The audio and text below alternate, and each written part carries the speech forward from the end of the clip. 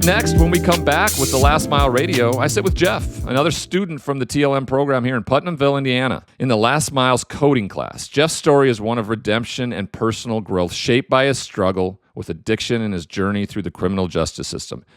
After falling into a grip of methamphetamine addiction, Jeff found himself incarcerated but not defeated. Through his time in prison, Jeff has turned his life around by embracing recovery and taking on a leadership role within the programs that's helped him. In this episode, we dive into Jeff's journey of self-discovery, a shift from addiction to spiritual healing, and the transformative power of programs like The Last Mile.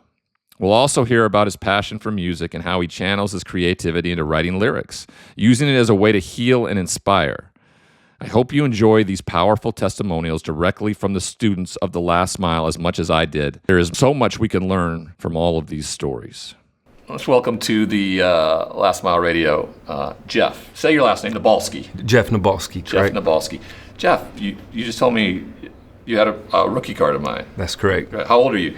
Me, I'm 41. So you were a kiddo when I was playing, huh? Yep, in high school, somewhere around there. My dad had a best friend who, he never collected cards, but when I got into the NFL and they started making all these cards, he started collecting them. And I came home like for the first holiday or something like that, and we went over to their house, and their pool table had been turned into like this shrine, and there was like hundreds of collectibles of me. It's such a weird thing. My son has like a starting lineup of mine now, like an action figure. He came in one day, he's like, Dad, why are they making action figures out of you? You know? And I'm like, well, you know, I played football, and my wife would go, you know, your dad was a pretty good football player. And he looks at it and he's like, I don't believe you. And it's sweet. It really is. So you knew who I was. That's correct. Coming in. We've talked to quite a few people today. They a couple things. They didn't know who I was, which is very understandable. And but when they were kind of given some information, they were kind of like, you know, how's this guy gonna relate to me? You know, why is this gonna be helpful to me? What was your thought process coming into it today? Well, this morning I actually listened to your Last Mile podcast, so I got to hear some of the story, right, before you spoke to us. So I just thought it was really awesome that, you know, you were in this spot and that you overcame your addiction. I struggled with addiction too. So it's always good to hear these stories. You know, they say you can only keep what you have by giving it away. Yep. And that's exactly what you're doing. So that's awesome. You only can keep it if you give it away. I didn't know what that meant at first. So here's another one for you. And I think you'll enjoy this, because I think you'll be able to relate to it. And it will be a big reason why when you get out, you can be a change agent and be different. So my sponsor, he's like 36 years sober, and he's great. And I was struggling a little bit with sponsoring guys, because we would get through like the second, third step, and all of a sudden they'd kind of disappear. Because anytime you get to the fourth or fifth step and you have to do the real work, they start to kind of, you know, are you willing to do it or not? Yeah. And so these guys kept walking away, and I just felt like I was a failure. And so I went to my sponsor and I said, hey, you know, this is happening. And he goes, well, I've had 152 sponsees. And he goes, like, I'm 152 for 152. And I was just like, of course you are. That's impressive. Of course you are. And he goes, I've had 152 sponsees and I haven't drank once. And that makes sense. It's not about them. Program's really selfish. Yeah. But it's selfish in a way that makes you the best possible version you need to be for somebody else. And he said, we're lighthouses. And you don't see lighthouses running around the harbor looking for boats. They're entrenched in the rocks foundationally to be a safe harbor for people who are struggling. Yep. You know, and you can do that anywhere. You can do that in the worst possible places you can imagine, right? In a prison setting or whatnot. If you've surrendered and accepted that. Tell me about your journey of that addiction, and then finding that surrender, that acceptance, and where you think it's taken you. Well, I think that my addiction, it started in high school, and it progressed, from marijuana and alcohol to the harder drugs, cocaine, crack cocaine. But it really started getting bad when I started doing meth, and I started shooting meth, and that's when I started catching felonies, and that's what led me in here. I'm in here for dealing methamphetamine. And how much longer do you have? I got a 12-9, but I'm hoping to file modification here in the next year or two. I've been in for 4 years. In December, it'll be 4 years. So I'll have close to 50% of my time in by then if you take the 75% first. In Indiana, you do 75%. That's where the 9 comes from. Do you have to go in front of a parole board? No, modification would come from the county. Okay. It would come from the judge. So I've been, trying my hardest in here to make the changes necessary. I came to a point where I had to keep finding excuses, or I had to find a solution. Yeah. And the solution's easy when God's listening, and God's not going to listen unless you talk to Him. And for me, that's through prayer and meditation. That's how I fight my battles. You talked about the mental illness aspect of addiction to us earlier, and just kind of expand on it. For me, it's anxiety and depression. But I've learned how to manage that. I had to realize that everybody gets anxiety and depression. It's just how you handle it. I used to let it spiral out of control, and then I would use to try and cover it up. Yeah, you didn't want to feel that way. Instead of processing my feelings and getting through them. And when did that shift in here? When you're arrested and you go through the process, were you out on bail when you were going through trial, or were you locked up? No, I was arrested in December of 2020 on a gag warrant. I was set up by a CI, so I was out for 6 months after the setup. I didn't even know I was set up. Right. They do that to keep their snitch. So their snitch can set up a bunch of people, then they release the warrants, kind of like a sealed indictment for the feds. That's what they do on the county level. So when they hit me with it, I didn't even know really what it was at first. And then okay. And then the first plea they gave me was 17 and a half years, execute 15, somewhere around there, I think. And that was on Christmas Eve of 2020. So I was crushed. But I just tried to pull it together, and I called a guy who had been trying to sponsor me on the outside, and started working the steps with him over the phone. And then eventually I got into a program in the county called... That's, I commend the hell out of you to do that through that process. Like when the shit hit the fan, when I was arrested and I bonded out, like I wanted to go use more. I didn't want to feel that way. I mean, where did that strength come from in that moment? It came from God, honestly. It hit me pretty hard. Definitely, to get that plea and just to look at it and say, okay, I'm gonna probably not see a lot of people again, or I'm not gonna be there for the rest of my son's childhood. It really hit home. And so those were two of the driving factors to try and stay clean, is that maybe I can get home and see these people. And you just pointed out the things that would have sent probably most people over the edge, rather than when I talked to you earlier about that fork in the road. Like you really looked at life as not fair in that moment and chose to deal with it in a healthy, positive way. Has that continued? Yes, definitely. I'll have 4 years clean and sober. Well, I'm going to say 3 years and 10 months, no shorts. That's where I'm at right now. What's your sober date? December 15th of 2020. So coming up for you. Yeah. I still go to NA and AA once a week here. I go to Celebrate Recovery as well. I already completed that once. I'm doing it again. I just try to get out of myself. I'm currently a TA, teacher's assistant for the coding class. I already graduated it. So to be able to help the other, my fellow inmates get through the class is very rewarding for me. That's kind of my service work in here. Yeah. Decision making around that. I always talk to when I got out, I was guys that I was in with that were going to get out. And so I was trying to do things to try to help them transition the best I could, and then I'd get a call and they were back, and they were like, you never quite know what they're asking. Usually it's put money on their books or something like that, and I'm like, you have to choose here. Like you have to choose while you're in there to do things differently. Like it can't be about you anymore. You can't be hustling in there to get what you need or anything like that. make it about somebody else. And this is the hardest thing to do in a place where you always want to make it about yourself. So, I commend you on that.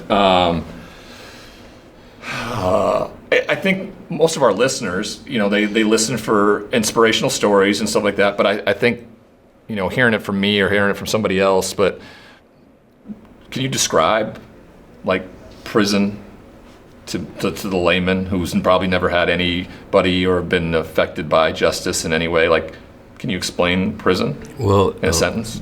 This prison is, we live in an open dorm, so there's about 100 of us, 125 in every dorm.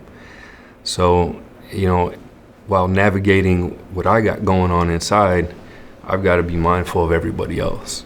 And, the best thing that, somebody can do is just keep to their own business. Don't get in anybody else's business. And so that just, helps with keeping the stress off of me is me doing that. And then also, I would say prison in a one word for you to break it down all the way is stressful. That's I don't know if I've heard that before, and it makes perfect sense. Because chaos is what brings stress, and most things you watch and witness when you're trying to stay out of other people's business is people trying to be in yours or being in somebody else's, and that's creating chaos. That's good. That's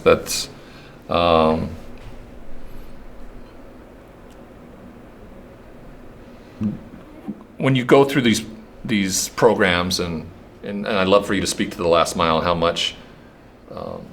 how much positive change and hope that has affected you. So much so clearly that you've come back and wanted to help teach that process. Just explain what the last mile's meant to you, and how you feel it's going to effectively change what the transition will be like for you when you get out. I think the last mile has definitely made me want to be a better person. It has unlocked a lot of creativity within me in the coding class. You have to problem solve too, so it's helped with that. It's helped, And being patient with that problem solve, because it has to maybe go out and get a response back, right? That's right. And so, problem solving in the classroom, it might apply to where, in the dorm, when a problem comes up, I've already, completed this, extremely complex problem in the classroom, so I can handle something little, surely that. The idea that as an adult we say we're adults, but clearly if we were really adults, we wouldn't be in these situations, right? That we can deal with things in a healthy, positive way, but it's just the practice, because we've been so medicated on our own that we don't know if we've actually dealt with the situation in a healthy, positive way for as long as we can remember. I think that's we're children, essentially, starting over again. Yeah. One of the coolest things, and I talked to a couple of guys about this, was the first paycheck I got when I was out. I was just like the amount of value I felt. And it was $235 or something like that. I'd once been given a check for $11.5 million. Yeah. And I was just like, this is your whole idea of what success is completely different to what it should be. Is there anything you want to share with me? You got a little, heard you like to spit some rhymes. Yeah, I got a little 16 for you guys. But one more thing I wanted to put out there on the recovery tip is before, when I was dealing with things, I would deal with things, in a negative manner sometimes, like with malice or hate or deceit or dishonesty, especially when I was using drugs, and amplified when I was using drugs. But I just kind of put together a spiritual toolbox, and I'm not talking religion, but just spiritual things like patience, perseverance, honesty, faith, hope, love, open-mindedness, willingness, some of the things from the 12-step program. So I try to reach into that toolbox to deal with things. You need it when life kicks you in the teeth, That's when shit hits the fan is when I'm not worried about guys when they get out and things are going well. I'm worried about guys when they get out, when life happens, when life isn't fair, and they feel like they're being picked on, or they feel like they're a victim in some situation, and how do we deal with it? So I appreciate that. I mean, I always know when I hear the words of somebody in recovery, like, you know, there's shared values. We're the same. Yeah. You know, we think the same. We see the same, and we need the same type of things. Yeah. All right, then. Okay. Well, tell me before we even get that. So, music. You know, how does it? What does that play a part in your life? Okay. So for me, music. My artist name is Flow Motion. Flow Motion. There's a video on YouTube that I self-directed and did all myself. So if I want to go on, everybody out there right now that's listening, and I want to go on YouTube, what do I look up? Flow Motion Fresh Out. Flow Motion Fresh Out. All right. And it's underground. And also I have 3 mixtapes on datpiff.com. You can download for free and stream for free there too. All right. For me, writing lyrics is kind of like how people journal to de-stress. Yeah. For me, that's how I get a lot of things out that are inside. So it's something, you know, I like to do, you know, to de-stress. This has always been something that's inside you since when do you feel like you kind of started to pick this up? Probably about 20 years ago when I withdrew from college. It's something I just kind of started to do on the side. Who are the people you look at and are like MCs that are just, you know, inspirations and stuff like that? I like Twista a lot. You know, I'm from South Bend, so Chicago is right there. You know, Midwest. I like NF's lyrics a lot. That's powerful stuff. Jay-Z always, because, you know, he just goes and spits off the top of his head when he goes to studio. I know I've heard that before. That's pretty amazing. Hey Nate, how's life? And what he's I don't know. And what he's done, you know, to build up his empire is amazing. And then NF don't curse either, bro. No, he doesn't. So I try to follow that same pattern when I write my lyrics, definitely. Yeah, I mean, I've been hitting NF hard of late. 2 of his songs. He sounds a lot like Eminem, but it's just a little different, you know, a little different. So okay, all right, what we got? All right. I'll be getting lost up in my thoughts. You know what time it is, you could check my watch. Game time, hang time, my bars got hops. Left jab, right hook, this is how I box. Right game, left brain, this is how I talk. Right brain, left game, give me the rock. Praying for knowledge and wisdom, faith, hope, and vision. And I'm locked in this prison like, God, are you listening? Asking for some restoration, and I need to get rid of all these reservations. This resonating through your soul, rhymes devastating. And no more looking for a quick fix or flirting with a quick 6. Take you out, take it to the house on a pick 6. I got quick fists, so go ahead, put me on the hit list. Did you write the pick 6 one for me? No. Sure? No, I didn't. You sure? I threw a few of them. No. I threw a few of them. That's dope, bro. Thanks, man. When I was going through, though, rehearsing it, I was like, I hope he doesn't think I wrote that for him. That was good. It goes with the quick 6. It's kind of got to play, you know, quick 6. You could get shot 6 times, but, you know, pick 6. I took that away as getting a quick 6 years or something like that. Yeah, or that. Yeah. Thank you. Yep. I appreciate it. Thanks for sharing a bit of your story with us today, and thanks for letting me come in and be a part of your. I got a good chance to read up and listen to the pre-interview stuff you did with Chris, and I don't know if you're pretty inspirational to me. I appreciate you, man. You definitely helped me already, just, you know, by your talk, listening to your podcast. You know, they say iron sharpens iron, so that's how I was looking at this. Good, man.